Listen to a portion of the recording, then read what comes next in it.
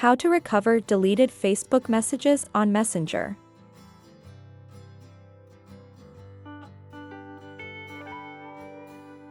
Let me delete messages first.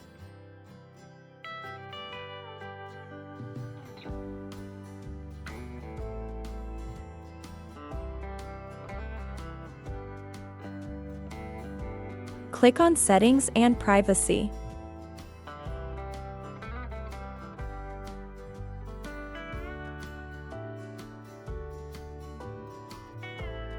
Click on Download your information.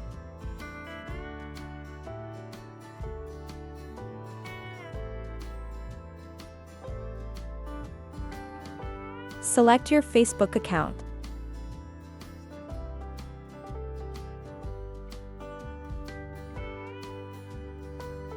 Select Messages here only.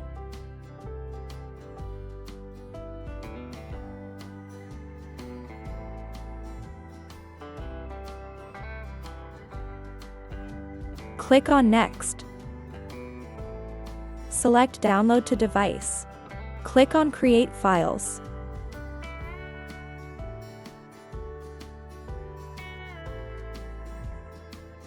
Wait few minutes, you receive that file on your email.